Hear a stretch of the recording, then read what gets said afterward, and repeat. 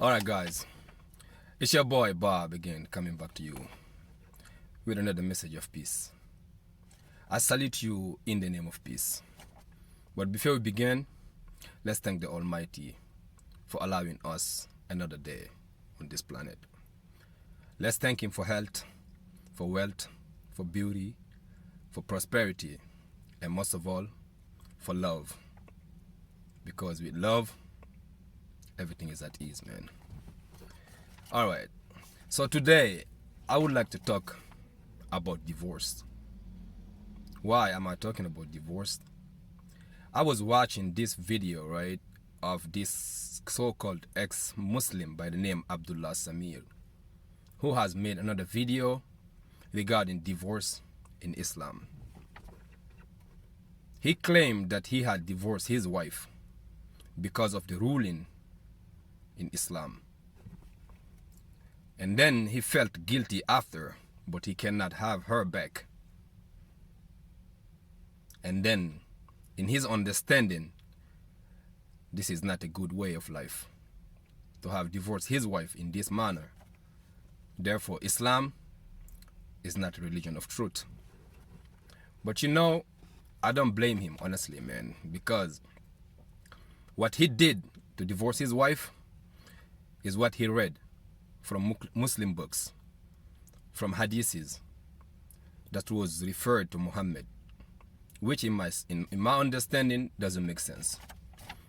Most of Muslims believe that, a lot of Muslim, has been taught that if you divorce if you say talaq 3 times to your wife, then she is completely divorced from you.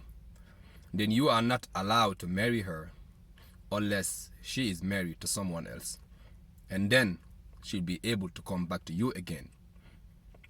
Reason why certain countries like Pakistan, or I don't know, India, they have something they do when they divorce their wife. They pay another person to marry her or to sleep with her and consummate her in order to come back with them again. Basically, they're cheating God in their mind. So before I start talking about it, I wanted to read us a verse from the Quran. The verse is from Surah 65. The surah is called Surah Talaq 65, verse 1. It says, O Prophet, instruct the believers, when you intend to divorce women, then divorce them with concern for their waiting periods, and count it accurately, and fear Allah, your Lord. Do not force them out of their homes, nor should they leave, unless they commit a blatant misconduct. These are the limit set by Allah, and whoever transgresses Allah's limit has truly wronged his own soul. You never know, perhaps Allah will bring about change of heart later, or reunion between them. The second verse I'm going to read again is still from the Surah 65, but this one is from verse 6. It says, let them live where you live during the waiting period, which is the menstruation, according to your means, and do not harass them to make their stay unbearable. When they're staying with you, do not harass them.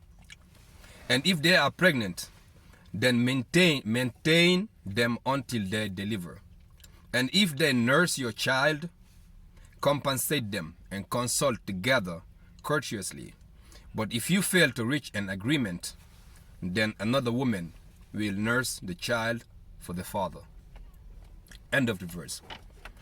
You know, Abdullah Samir, I wish this video will reach you wherever you are, man. Because it's not a fight, man. It's just mental understanding among ourselves. Because you know what? Every person is free to believe whatever they want to believe. I'm not here to convince you to change your mind or in any other way, man. Or to expect you to be Muslim or whatever, man. Because to me, I don't expect anyone to be Muslim, man. Some people can be Christian, some be Muslim, some be Jew. Whatever you want to be, man. Whatever work for you, you do that. But just don't go out there preaching lies against other people's faith, because you know it's not true, man. Don't blame Islam for divorcing your wife because you have misunderstood the religion, man. You should have done your homework. Or if you decide to leave, don't preach to other people false, you know? So, I would like to tell you, right? Think about this, right? A man coming home to his wife and they have a fight. And then in that sense, he is angry. And because he was taught that if he pronounced 3 times talaq, the marriage is void now, he used that against her and said talaq, talaq, talaq 1 time. Imagine in your right sense of mind, do you mean to tell me that void your marriage, man? Does that make sense to you? Regardless what book of faith you have read, it doesn't make sense, man. And I'm talking to Muslim at the same time, man. Honestly, you guys need to think. Muhammad, who's so conscious of his surrounding, man, who was so aware of his understanding, who came here to change society, to make people better so that they can live among each other, who came here to teach us how to stay with our spouses, children, and all of us so we can coexist in this planet faithfully and worship one God.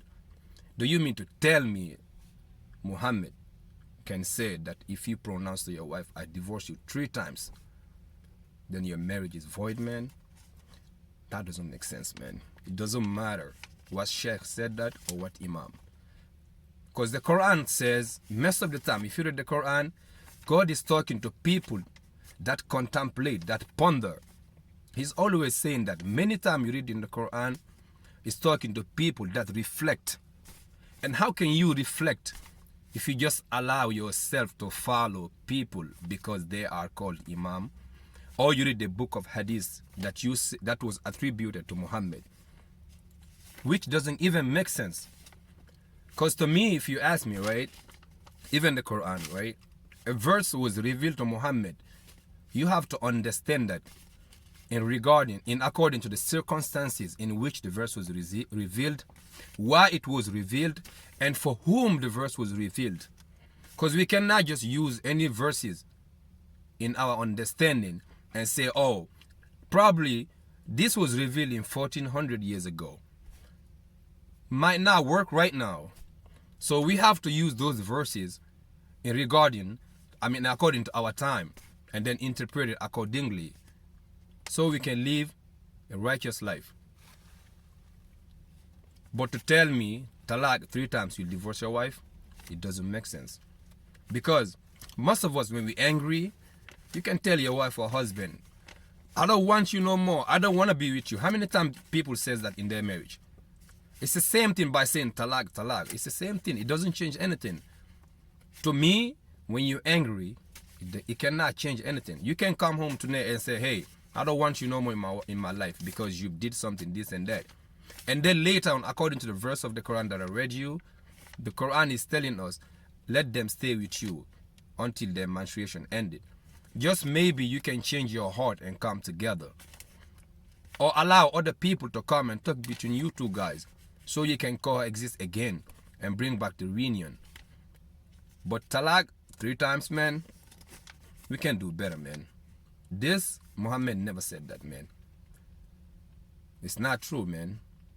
So, let's think, especially us Muslim men, let's not just go on there reading books and believe in whatever we've been taught. Let's contemplate, let's ponder what is true or not. And let's try from now on, go within ourselves, man. Because God is not outside of us. He is within us. And it's not about a belief.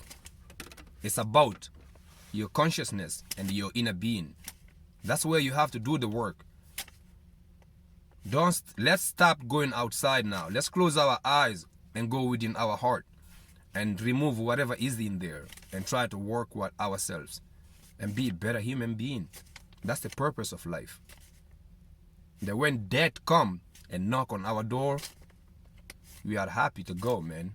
We don't have nothing, no failure, no discomfort, no regret. What love?